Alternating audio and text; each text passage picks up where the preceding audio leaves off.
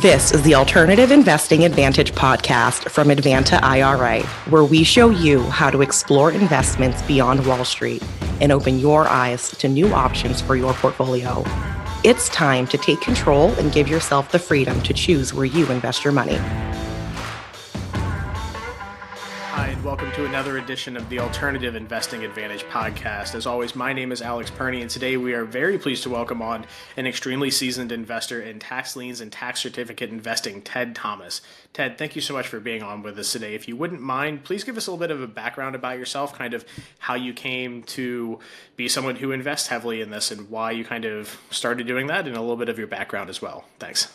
Okay, background-wise, my first career was as a pilot, flew for the airlines, and when I finished that, I decided to get into business. And when I got into the business I'm in now, I came from another business. I first learned about real estate foreclosure, basic real estate. Then I became what we called a syndicator in those days. That was in the 1986, 1990 area, so it was a long time back. So at that point, we would buy apartment properties and we would rehabilitate them, but we didn't buy small ones. We bought 100 units, 200, 300 units. That business went away in the late 80s because the tax law changed dramatically, and everybody that was in it before then ended up bankrupt. The business was broken. And so I wanted a business that was safe and secure. So I got involved in tax defaulted property and tax lien certificates because of the security. In other words, I could give my money to the county, I could get money back from the county. And at that time, it was there was no online, of course, and there was very few people doing it. As a matter of fact, people were suspect that you were doing something wrong because the returns were so high. At that time in Illinois, they used to pay all the way up to 36% interest. And people would say, 36%, this can't be. Yet we could go there and buy certificates. Now, at that time, we had to go there physically to buy the certificate, go to the auction and raise your hand just to buy that one certificate or multiple certificates. So that's kind of a background. I've been doing that for years. I still do it now. And I spend most of my time now buying tax defaulted property as against the certificates. Now, anybody that's retired or building a retirement plan probably wants to start with doing tax lien certificates. That's what we recommend anyway. Certainly. So before we kind of jump into that, you mentioned something kind of interesting. I've, for the past 7 or 8 years, been very intimately involved in commercial real estate investments for clients and seen a lot of different syndicators in today's markets do a lot of different interesting things, some to resounding success, some not so successful. But if anything, we can't, we're always foolish if we say we can't learn anything from history. So you mentioned that there were some major tax law changes. It's not something I've ever heard someone say, not that I've had a lot of people that I've talked to that have experience doing syndications back from the 80s and early 90s. But when you mentioned what exactly changed in the tax landscape that kind of ushered out a lot of people that were syndicating back then? Well, in the old days, we called them tax shelters. And basically what happened is you would have a building. So let's say you got a tall building like this, or you got an apartment that's like this, and you would buy that building, and the tax law allowed you to take tax deductions for depreciating the building. So you could actually hire an engineer, and instead of taking 30 years to write off that property, you could do an engineering study on it, submit that engineering study to the IRS with your tax law, and you could depreciate a $10 million building in 7 years.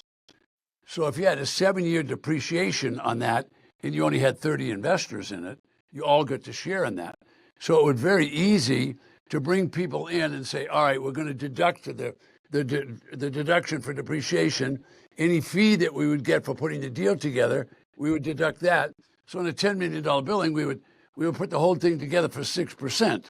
So we deduct all these fees. Well, if you take $1 million worth of depreciation and you take $600,000 worth of fees that were going, you had a lot of depreciation. So an investor could invest their money and get almost equal depreciation and deductions as they invested. So they could invest $50,000 and get $50,000 in deduction. So there was people that never paid taxes for 10, 15 years at a time. And in 1986, they changed the laws.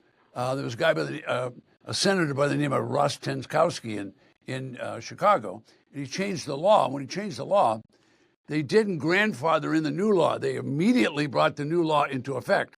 Well, all the buildings that people were buying were built as tax shelters, and now all that depreciation was gone. So many of the investors, they just bailed out. Well, when they bailed out, if you don't have the payments to make those building payments, you know the rest of that story. You go to foreclosure. So nationwide, you're a younger man than I, so you're familiar with the period from 2006 and 8 through 12. There was a massive real estate foreclosure market took place where the thousands and thousands of people lost their money in real estate foreclosures, lost their properties and whatever. This was equal to that. And it was both caused by the same thing, easy money from the government in the first place, and now easy money again. So that's what caused everybody that was in that business ended up bankrupt because the buildings, the structure of the investment was not as a good investment. It was as a good tax shelter, which over 20 years it was going to be tremendous because you could get all these tax deductions and you could upfront load it with tax deductions, which encouraged people to invest.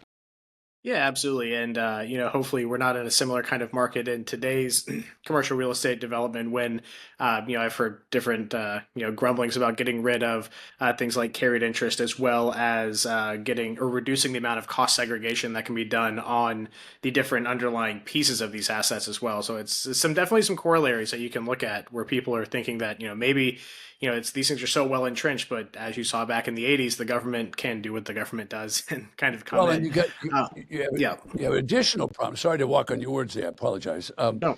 There's an additional problem, and you have it and I have it as employers. People are trying to reduce their costs in their office. So all of my staff is here, but I have 60, 70% of my staff is outside the country. All right, so it doesn't matter whether it's outside the country or outside the office. So if you have people working at home, they no longer require 600 feet of office space, computers in the office, all that there at home. So now everybody that's renting office space, the big buildings in downtown Tampa or downtown Orlando or Chicago, people don't rent the whole floor anymore. They don't need a whole floor, so they'll take 25% of that floor for their business. That's going to affect office buildings way into the future. Yeah, I'm completely agree with you on the office space is headed for a pretty cataclysmic, next decade. I think it's going to be real interesting to see how those things are going to be repositioned.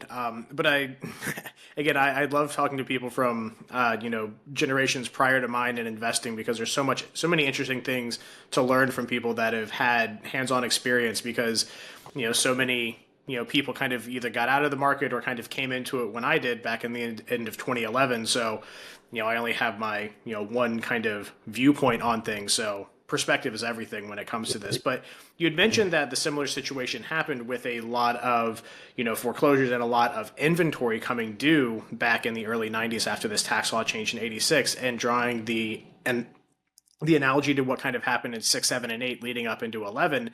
And again, being that when I kind of came into my stride in my career of doing these types of investments, I saw a lot of people gravitating towards the tax lien, tax certificates, foreclosures, because one, it gives you the ability to invest into, tangible or something that is real estate adjacent, with the opportunity to actually get into the physical asset for a much lower cost basis than just going out and stroking a check for, $100,000 to $200,000 back then.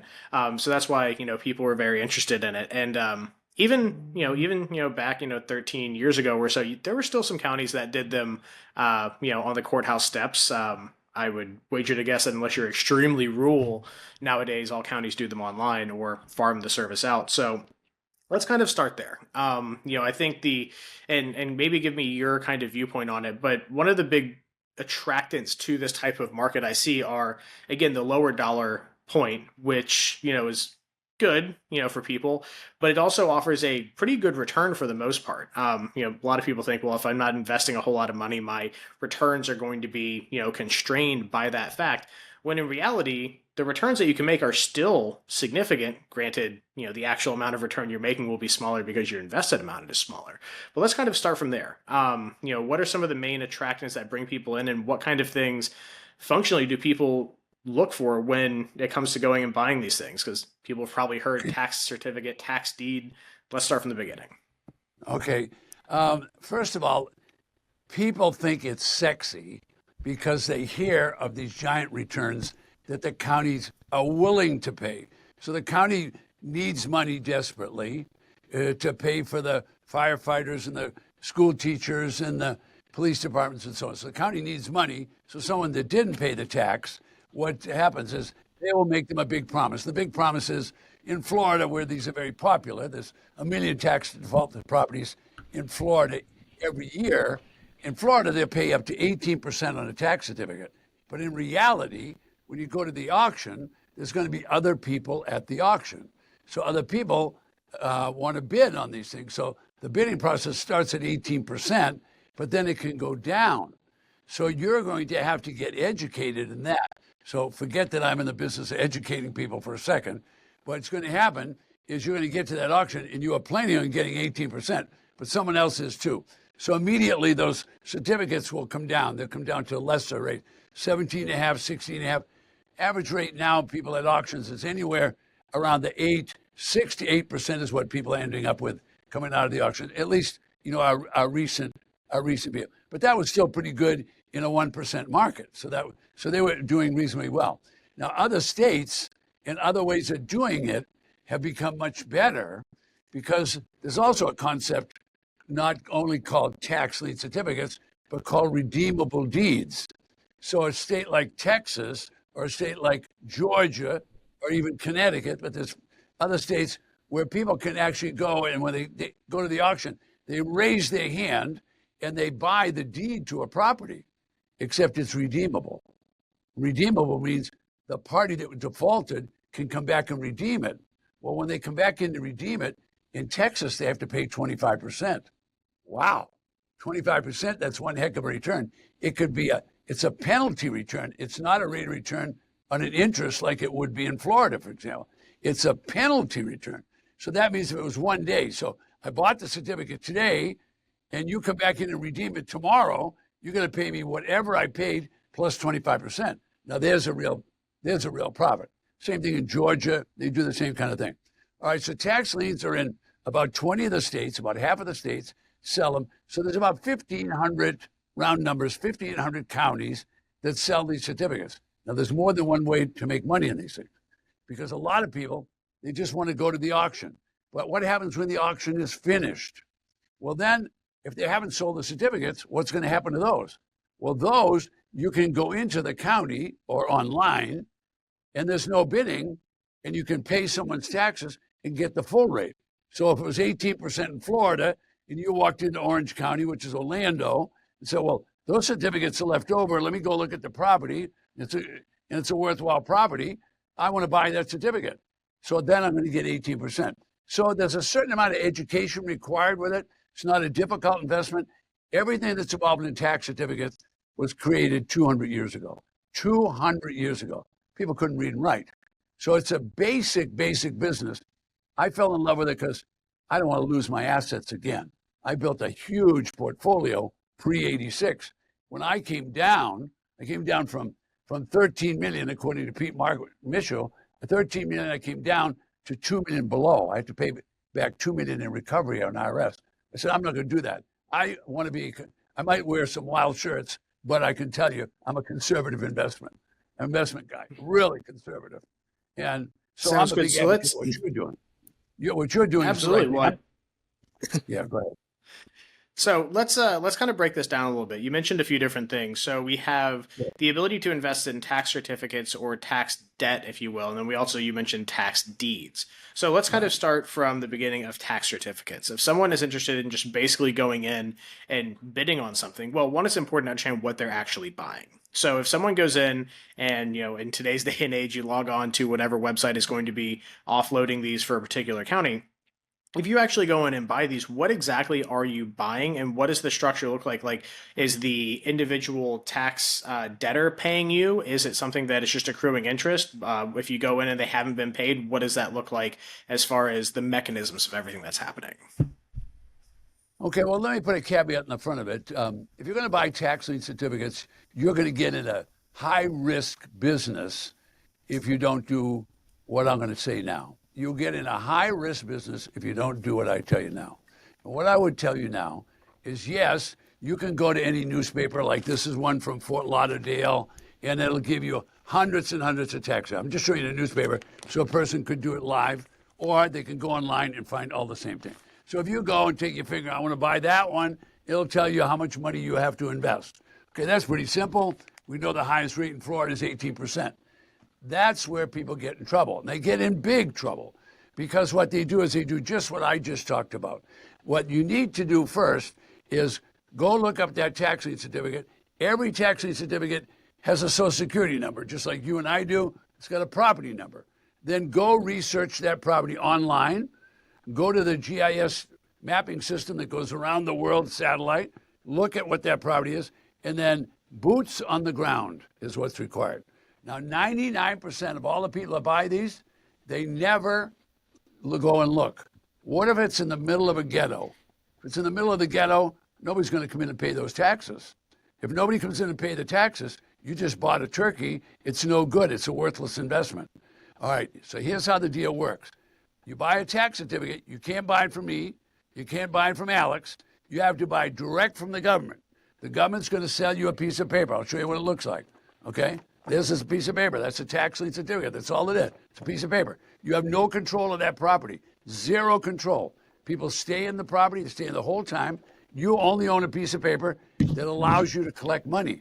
So before you buy this piece of paper, go and see what it is. If you don't know the condition of that property, don't buy that certificate. So what I just said was all a word of caution. Now, I talked to you like I talked to any investor that was going to do this. Don't buy anything unless you've looked at it. So I'll jokingly say this, you're a guy and I'm a guy, so we're not marrying the girl unless we've looked at her. And she's darn sure is smart enough not to marry us unless she's looked at us. So don't buy anything you haven't looked at, okay? I make a joke out of it because 90% of the people at a tax auction, tax certificate auction, they're buying like crazy. Watch them do it. Just watch them. They haven't ever looked at the property. Now, Absolutely. if you want to take that risk, it's okay with me. I've been in the risk business. I'm out of it. I'm out of the risk business. Heads out. Yeah, no, it definitely makes sense. You want to make sure that, if the property is, has the walls falling in and doesn't look like it's been lived in, or if it's in the middle of a war zone, the likelihood of that person putting a high priority on paying their taxes is probably relatively thin. So, let's say that you've done your due diligence, and let's say you found something that meets your general investment criteria. In the sense that you've bought this tax lien certificate, what exactly does that mean? So great, you have your piece of paper like you just held up. What does that entitle you to at that point? Good point. It entitles you to do just what I'm doing now. It entitles you to hold on to this piece of paper. So all you can do is hold on to it. That's it. That's zero. You have no interest in the property. You cannot go there. You can't charge rent. You can't tell their property owner to fix it up. You can't do. The client that's in that property is entitled to quiet title. That's a legal term. They're entitled to quiet title. You can't go near that property. You have to wait until the redemption period passes. All right, now if we're talking about Florida, redemption period's 2 years. If you're talking about other states, it could be 3 years. If you're talking about Texas, whatever. They each have, every jurisdiction has its own rules. In other words, a jurisdiction in Ocala could have a different one than one that's in Broward County. They have their own rules, and you have to follow those. But if you raise your hand, buy the certificate, the only thing you have is a piece of paper. That's it. You can't go there. You can't interfere with the people. You have to wait until they pay. And then if they don't pay, and here's what they don't tell you, and what the county will tell you, people buy those certificates. They don't realize if they don't get paid, that then what they have to do is they have to petition the county in the state of Florida. They petition the county to do another auction, which is a tax defaulted auction. So most people are buying tax lien certificates in the hopes they're going to get paid. If they don't get paid, Then they have to go to the county and petition to do another auction. And then that auction, if nobody buys it, they will get the property. If someone else buys it, they will get paid.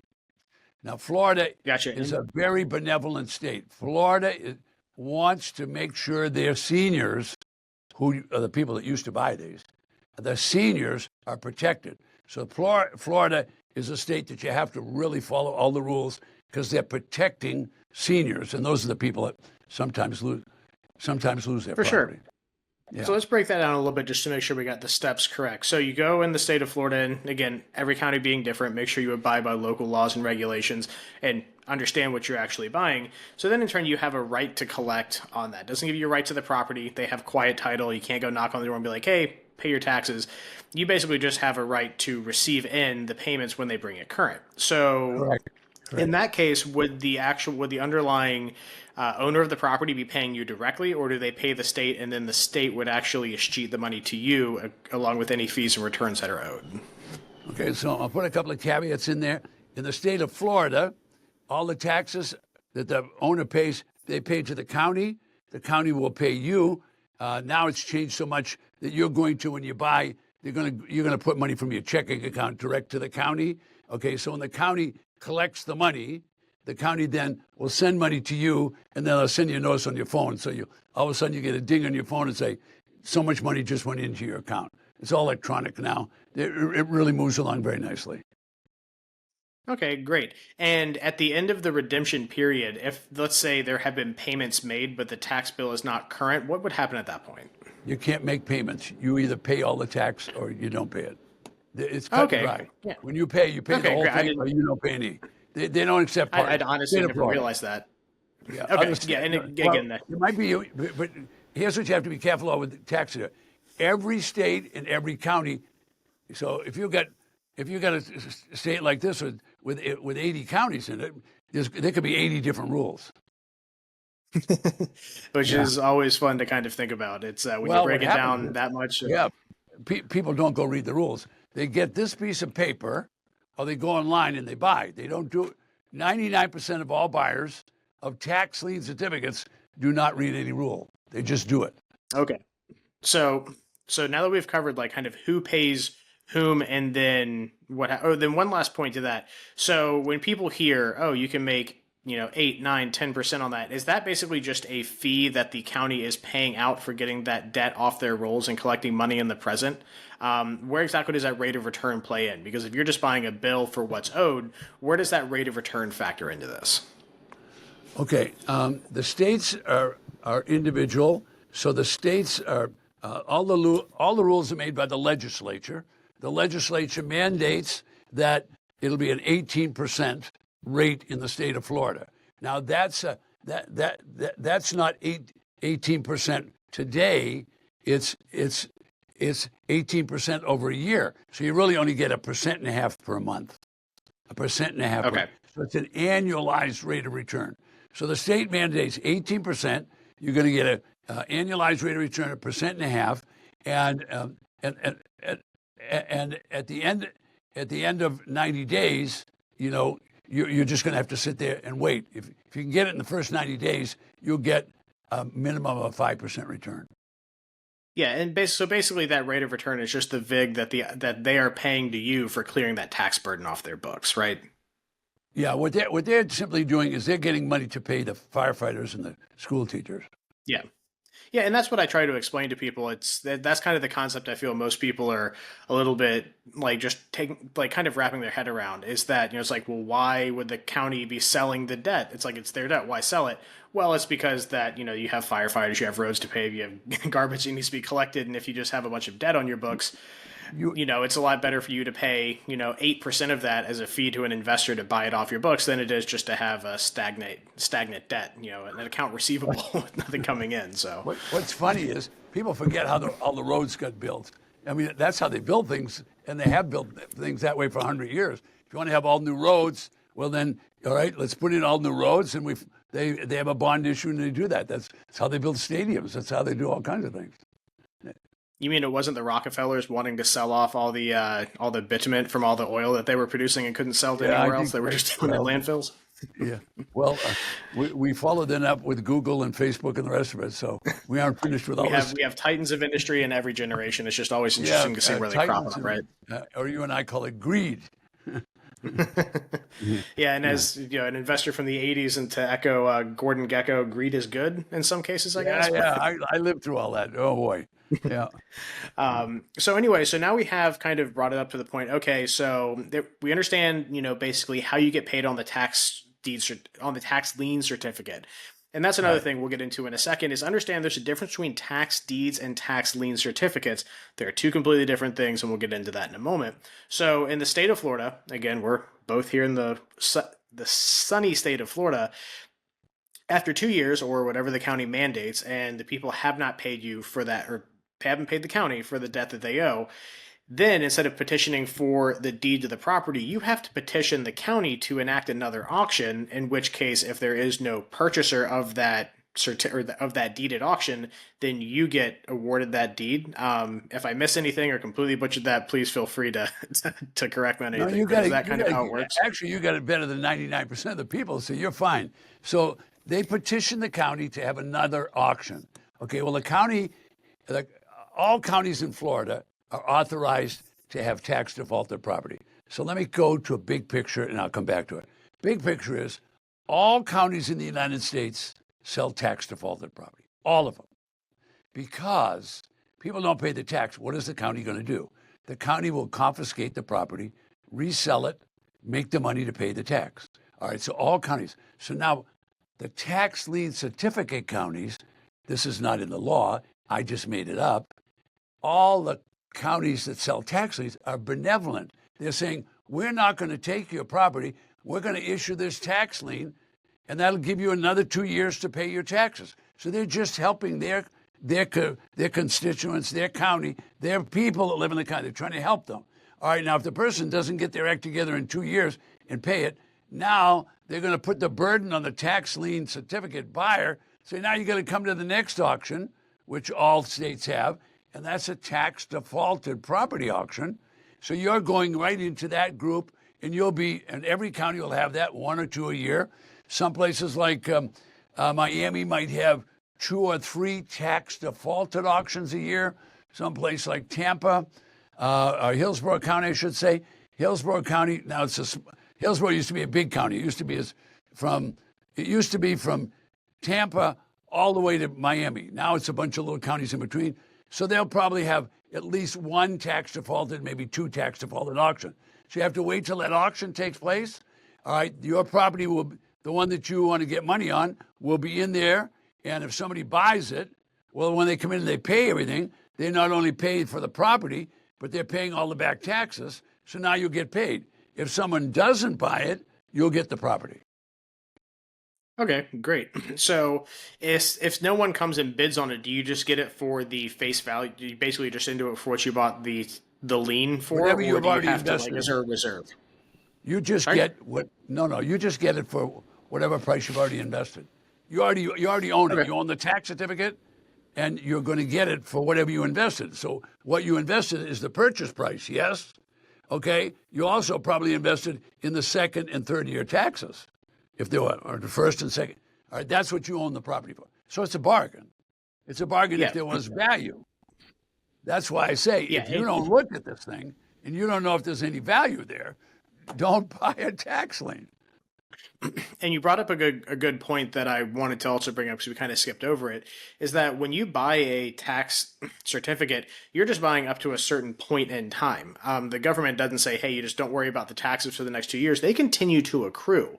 So does that get tacked onto your certificate for them to repay to you, or does the government still have a vested interest in the subsequent years of unpaid taxes if it's, let's just say for argument's sake, it is a 2-year runoff from the initial sale? Okay, well, during the 2-year runoff, you bought the certificate today, the clock is still ticking. Tick, tick, tick, tick, it's still going. So the government's accruing that. All right, now when the government's going to put it out for tax deed auction, the second auction, they're going to take the amount that was owed, and they're going to add this to it. And then that's going to be the minimum bid at the subsequent or second auction. Okay, I got you. So yeah, if you wanted to buy it, it's not like you just get it for your face value. You would have to pay the back taxes up until that point, which again would, if you're talking about a piece of real estate, could still be a significant discount, if that was kind of your ultimate end game and you wanted to bid on that, correct? Right, exactly. So Now, let's say that it all came to a favorable head. You had bought that certificate. You had petitioned the state for the county for another auction. It goes to auction, and you get it for whatever you get it for. Let's just say, for argument's sake, it's still a good deal for you. So now you have a deed to this property. It is now at that point deeded to you or whatever entity that you have chosen to hold the property, right? But that probably doesn't paint the whole picture. It's all well and good to say, hey, you have the deed to the property, but that doesn't absolve you from anything else that might be attached to that, because there could be federal tax liens, there could be, mechanics liens, there could be all sorts of other stuff. So let's talk kind of, from the relatively insulary aspect of just buying that debt from the government to what that opens up to you from owning the property. Because at that point, now you own dirt, sticks, cinder blocks, all sorts of stuff. So what are some of the kind of issues that kind of transition from just owning that paper to owning four walls and a roof? well, let's start with the simple ones. Does it have easements across it? Is some guy allowed to run his 18-wheeler across that property? That would really affect the value of it. Have you already checked prior to buying? Are there any municipal liens? Are there any liens from the federal government? Those liens do not fall off the property as a result of an auction. An IRS lien more than likely will drop off because it's too small a deal for the IRS doesn't want to mess around with it. Any mortgage or deed of trust will fall off of the property, but it could have other liens. All right, so what kind of encumbrances does that involve? That could involve, if it was a physical property, not just a property, but real estate, has it deteriorated? All right, if it's deteriorated, you're going to end up with a big red tag on that the day you get it, because the local people are going to say, wait a minute, we don't want this eyesore. You're either going to have to tear it down, you're going to have to repair it, you're going to have to do, so all that's going to be your responsibility. You're not going to, so you might have to tear it down. They might say, you've got to move it, and if you only have so many days. Or they might have already come and removed the property. They might have come and bulldozed it, sent you a notice, and there's nothing you can do about it. They bulldozed it, and you're going to get the bill. Yeah, that's a really good point. And one of those ones I wouldn't have necessarily thought about would have been the easement issue. Not just something that, I always think in terms of, the physical property, other liens and stuff, but an easement's kind of an interesting one that, I wouldn't have necessarily thought about, whether it's a large utility easement, because maybe there's the main water main that runs directly under the backyard, and then you have liabilities arising from that. You have to have easy access due to that easement for a 20-inch water main. So again, that's something kind of interesting. So, when you're kind of talking to people and kind of guiding them through this, what are some ways that clients can kind of protect themselves if they want to go full term with this, if they want to, as their end goal, at the end of it, take this property down? Okay, if you're going to take a property, you need to start out correctly first. The first thing you want to do is get the list. Then on the list, each property is going to have a number, so you can easily check that. You can learn it. If you don't know how to do it, we can teach you how, or someone can teach you how. Use your computer and check the property out. Check the area. Good areas are good areas, and so if it's in a good area, okay, so that was one. All right, now after you've done due diligence on that, now you've got the property. Before you bid at auction, you can find out everything about this property online. All the things you want to know about this property, except the physical looking at it, can be done online. So you can check for easements, you can check for encumbrances, you can check for liens that will leave the property, that the county can take off, like the mortgage and the deed of trust. You can check for liens that weren't gone. So all of that should be done ahead of time. That's a simple step, which you've heard the words many times, is due diligence. So you should do your due diligence before you buy, not after. After you buy, whatever's there, you own it. Or don't own it. If you bought the tax lien certificate and it's got problems, you might want to say at that point in time, I won't do it, but tear it up.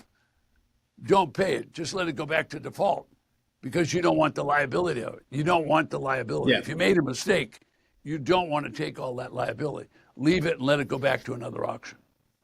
Okay, do people Yeah, do absolutely. that? So Go that ahead. kind of brings up another point that I didn't think to ask is that, you own this certificate and the clock is run out, it goes to auction. Now, do these things automatically go to auction or does someone have to petition for it to go? Will the government just, at one point get tired of, having to sell multiple certificates on the property and then just auction it off themselves?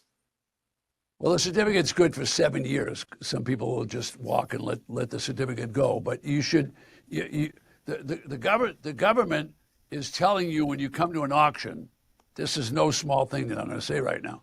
They're telling you, caveat emptor, buyer beware. We are not telling you anything about the condition of this property. We are not warranting any the property is free of defects of its title. So that's all up to the buyer. So people that make this business sound like it's just easy to go down there and start buying and spending your money, if they haven't learned due diligence and they haven't learned someone telling them about caveat emptor when they're buying. So it doesn't matter whether you're buying a tax lien certificate or a tax defaulted property, you've got to do your due diligence. Now this is easy. When I started, now I used to have black hair. I no longer even have hair, but you get the point. When I was young and skinny and I had black hair, believe me, we had to go to the county, drive there, beg them for the list. That was 30 plus years ago. Now, this is very sophisticated. It's online. So we rarely get young people. This is a business that if I can point my client out in any audience. The client's 45 to 105. They're the client that you have some younger than that. But the point is, there are people that want an investment that's safe and secure, but they have to make it safe and secure. Absolutely, and to the safety aspect of this, I think it's easy enough for people to kind of grasp the inherent risk that comes with actually getting the property, especially if it's something that people haven't been paying taxes on. The likelihood that they have other debts or encumbrances or the property's not in good condition is significantly higher than someone just selling on an open market. I think that's, again, I don't like to assume anyone knows anything, but I would think that that's kind of low-hanging fruit to understand that. But it's important to understand risk in anything. So what are some of the inherent risks besides just buying something that doesn't pay you enough money when it comes just to the actual tax certificates that you're buying? Is there a risk on you not being able to collect on that debt if it never sells at auction? If they continually don't pay the taxes and then it never sells at tax deed auction, is there a risk on not getting paid on your underlying purchase of that initial tax certificate? Well, if the county didn't go broke, you're going to end up with the property. So you're not getting paid, but you ended up with the property. So, maybe you want to give it to the local kids to use it as a baseball diamond or something. But you've got a property that you're going to have to get rid of. And if you're not prepared for that, you haven't done your due diligence. Because if you bought a property with value, if you're buying value, you're not buying something down here just because it's cheap. People will say to me, "Can I get in for $500?" I say, "Well, of course you can, but do you want something that's worth $500 and the most you can make on it is 20% a year?" I mean, it doesn't make any sense. Why would you do that? Why would you get something that is good? But people don't want to listen to that. Now, I've been teaching this for 30 years, but people don't want to listen to that part of it. They don't want to listen to that you must do due diligence and you must look at the property. I'm the outlier that says that, but I've seen people go through pain because they got properties they didn't want. Yeah. Now, is there an obligation when you buy a tax certificate to eventually take ownership of that property if it doesn't sell and let's say no one bids on it? Are you obliged to take down that property if you own the certificate of it? Well, I'm not an attorney and I'm not a real estate broker. I'm just an investor, okay? So Yeah. you could just sit and do nothing, and the counties are about 50 years behind the times, so the property would just go back to foreclosure again. But I did not give you that advice. That's understandable. You have to operate in the business world in a professional manner. But I know from doing it all these years, the people that get them that wish they didn't have them, they either take their losses and sell it at a loss, or they just sit on it.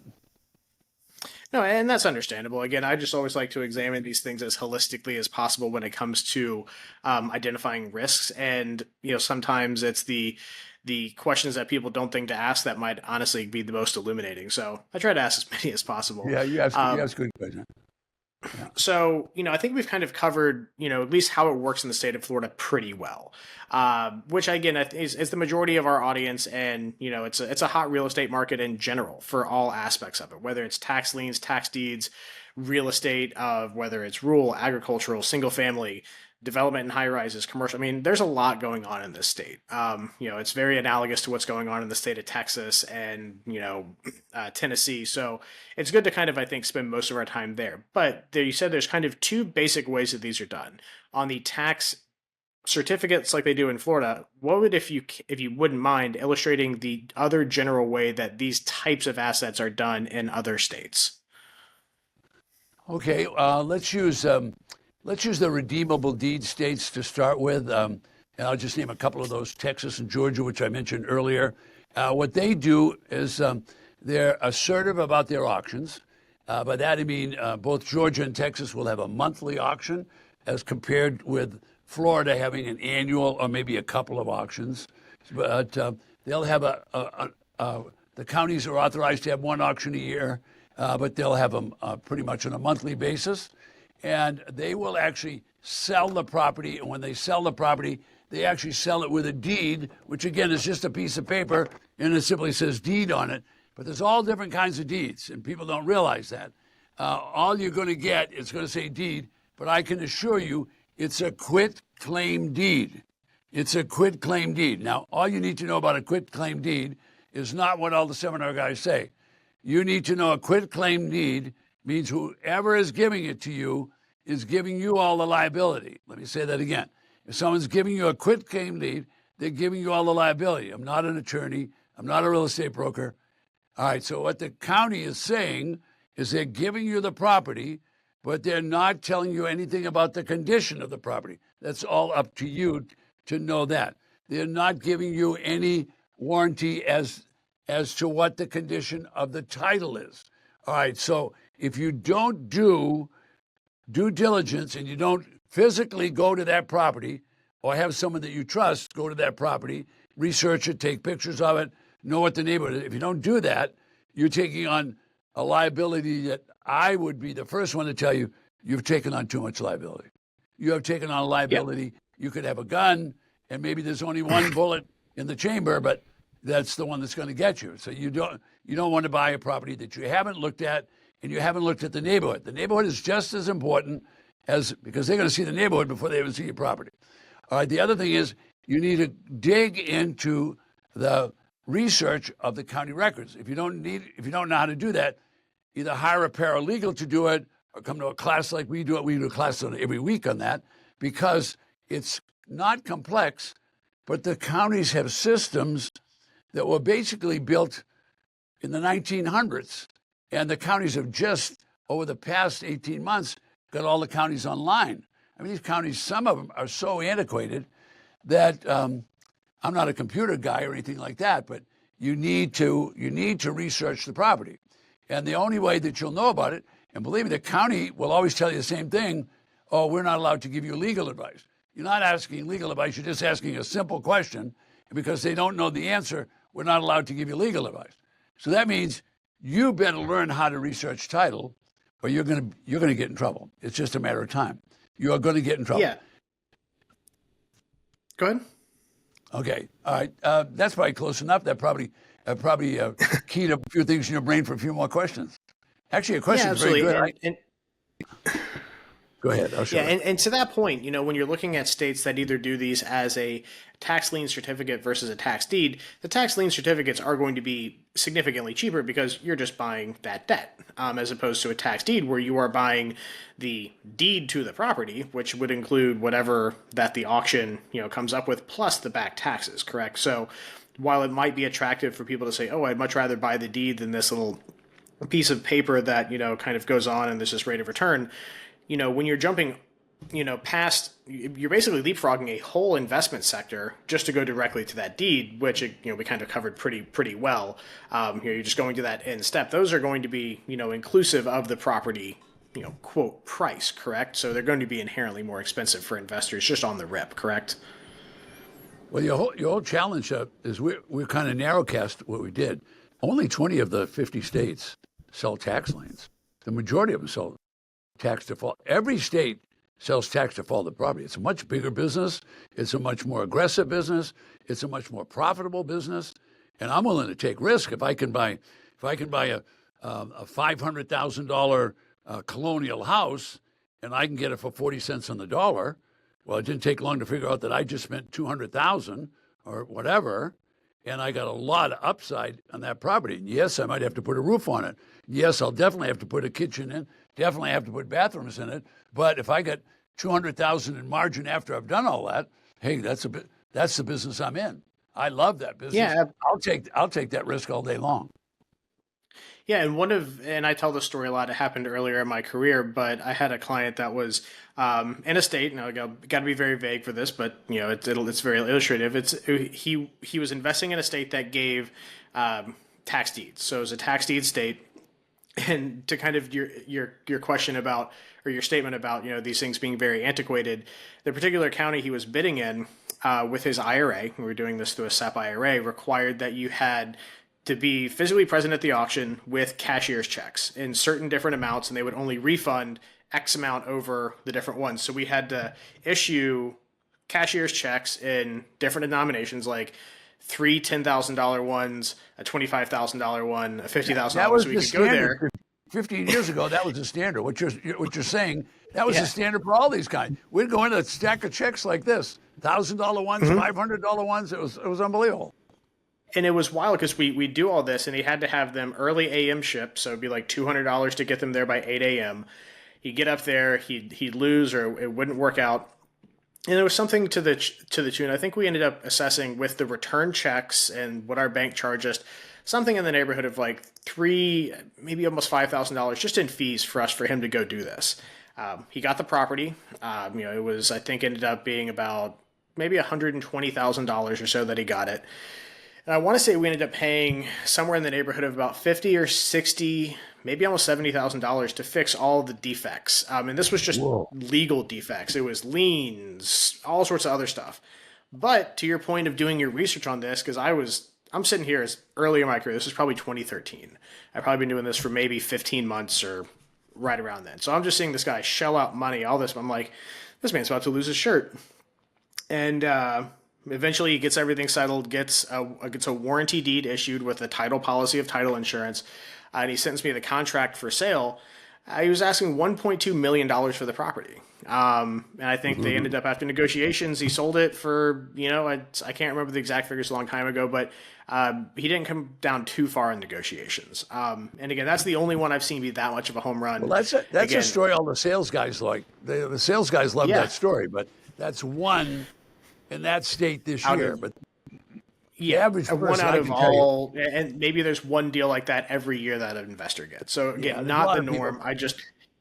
It was very interesting for me to see how this can work when it works perfectly. And that's basically it. Like that's hitting the lottery. That's, doing everything perfectly and everything. But it was interesting to see from a functional standpoint earlier in my career, how this stuff can work. Because from my perspective, the guy was Icarus flying too close to the sun. I'm like, when are these wings going to fall off? When's this thing going to come crashing down? But he obviously did his research and everything worked well, but it was just cool to see. It really was. More often than not, what I see with clients with these typically aren't doing the tax deeds. They're using their retirement plans to go buy the certificates. One, the dollar figure that you can get into it with is significantly lower. Your rates of return are much easier to calculate. It's, not putting all of your eggs in one basket. You can have, assets that are tied to 7 or 8 or 10 different properties, as opposed to going with one and then having to deal with all that, that cascading effect of different things with someone that wasn't paying their taxes. They also weren't paying their, anything else. So it's just, That was interesting. I just, figured it was a good story for kind of wrapping this up. With it being kind of close to the end of this, are there any kind of points on this investment trajectory that we haven't covered that you think are good and salient points for people to take away from this? Well, yeah, I could give you about 4 hours of that, but we've been pretty negative. The other side of it is, the positive side is if the person is up to speed and knows real estate and they know how to buy, there's going to be between 5,000 and 8,000 auctions a year. So if there's that many auctions and you now have the ability to use a computer and you are a savvy investor with an IRA with significant money in it, now you can do things that other people can't do. So the IRA makes a big difference. I have one client that's done 150 different properties. Some of them are small properties, which were 7 to 10 acres. Well, when you want to sell land, which there's a lot of, about 25% of all the properties at auction are land. Now, if you know land, and there's a community here, and the community is growing towards your land, well, that's going to help. In many cases, people don't want to live in a subdivision, but they would love to have 4 or 10 or 6 acres if it's got water and there's power and there's drainage and so on. And what they want is they want to be able to buy that property and they want to be able to finance it. Well, what a perfect deal for the IRA, because a lot of people don't understand land. So my guy, he spends his time looking at the land at these auctions. He's done 150 deals. And what he will do when he gets all said and done, and people want to buy it, he'll say, well, fine, I will just sell it to you on a contract of sale, and now you'll just pay my IRA monthly. And I have clients that are getting as many as 30 monthly checks for being what you would call a mortgagee, but they're not the mortgagee, they're just have a contract for sale. Then I have other clients that want to buy like I do. I want to buy a property. And you talked about the guy fixing up. I say, whatever you do, don't get in the fix-up business. There's plenty of guys that know how to work with their hands, and there's plenty of gals that do too. You want to sell it to them, so buy the property with the intention of selling it to them. Now, a lot of them are not financeable because they haven't built up credit and they haven't built up. So sell it to them on a contract and sell it within your IRA. Don't take it out of the IRA. Leave it within the IRA. Leave it there. Sell it to them on the contract. You'll not only make money, but in the event they didn't pay you, it's a simple eviction process. You don't even have to get an attorney. You could just evict them, and the money still keeps coming into your IRA. So the other side of the business is much more exciting. It's limited because the little guy is going to have a hell of a time getting started because property values have become insane. So properties that used to sell for $100,000 are now selling for $200,000. They're not worth any more than the 100 they were before, but because the whole market, all the boats got elevated over the past 2 years, and what happened? They pushed them all up. Now we're in a market where houses are $400,000. Think about how many people can't afford the average house today. Well, these used and abused tax defaulted properties are a gold mine. People go and buy 2 or 3 at a time. I tell them, don't buy 2 or 3. Buy one, get the deal finished, there'll be another auction. They get in trouble because they're going to try and buy 3. Well, you don't want to buy 3 because you get 2 empty, and now we're in the land of squatters. So you have to have some caution in what you do. So caution is the word, and I know you have to preach that because you're in the IRA business. You want people to be conservative. I agree with that. I'm actually a conservative investor, but I'm not a timid investor. I go for the gold. Yeah, absolutely. And what I really kind of like about this is that it starts people in the mindset of creative real estate investing, and it kind of opens up their eyes to a lot of different avenues. Like you mentioned with that, it's not just as simple as, oh, I'm going to go buy a property. It's like, well, let me get, my foot in the door with buying property, and then kind of seeing how this stuff works. And then, oh, well, if, this property is in need of some repair or something, well, now I own it for, a really reduced cost basis. Well, what if these people, now I like the aspect of owning debt. Well, now let's sell or finance it. Let's hold paper on this. It kind of lets you get exposed to not only the ownership aspect, but the financing aspect. And that's kind of what I like to preach to anyone about this is real estate is one of the very few avenues of making money where one, you don't have to have an advanced college degree to do it. And two, there are so many different ways to make money in it that it's not just buy low, sell high. There are a million different ways to make money, and there's enough opportunity for almost everyone to eat. We teach the opposite. We say buy low and sell low. Buy low and sell low and finance. Here's what people don't recognize. All right, two things.